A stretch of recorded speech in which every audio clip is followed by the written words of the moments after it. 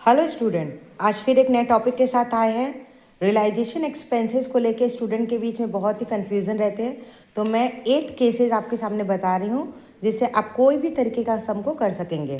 So the first one is case one, firm if the firm has to bear the expenses and firm ही क्या कर रहा है, उसको पे भी कर रहा है। So the answer will be realisation account debited to bank.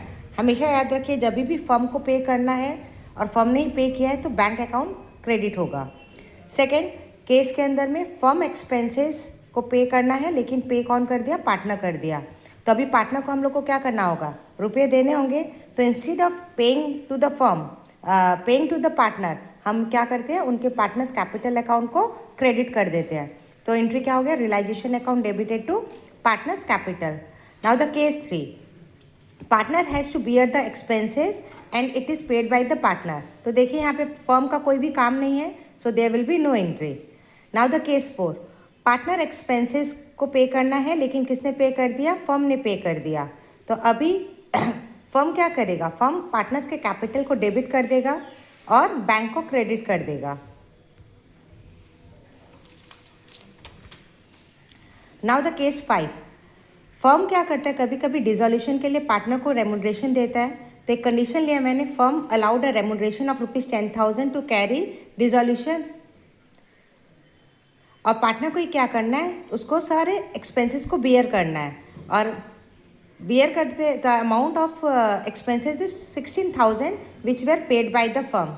Now देखिए फर्म को कितना पे करना था, पार्टनर को 10,000, लेकिन फर्म ने कितना पे किया, 6,000।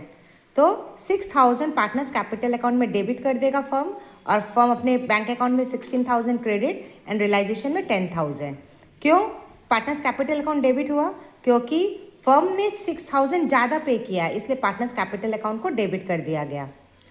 नेक्स्ट कंडीशन देखिए, Ravi a partner is allowed a remuneration of ₹15,000 for dissolution work and is to bear all the expenses of realisation. हमेशा याद रखिएगा कि कौन बियर कर रहा है। अगर पार्टनर को बियर करना है, पार्टनर ने ही बियर किया है, या पार्टनर को बियर करना है, फर्म ने बियर किया है, तो इंट्रीज में क्या होता है, चेंजेस आ जाते हैं। तो यहाँ पे 15,000 रुपया फर्म पे करेगा फॉर द डिसोल्यूशन, और पार्टनर को ही सारे एक्सपेंसेस को बियर करना है। और एक्सपेंसेस अमाउंट कितना हो गया है, 5,000, जिसको किसने बियर किया है, फर्म ने बियर किया है। तो अभी फर्म को 15,000 देने थे, किंतु फर्म ने ऑलरेडी 5,000 डिसोल्यूशन एक्सपेंसेस पे कर दिया है। तो अभी वो पार्टनर्स को कितना रुपया देगा, ओनली 10,000 देगा। So entry will be realisation account debited with 15,000 to Ravi's capital account 10,000 to bank account 5,000।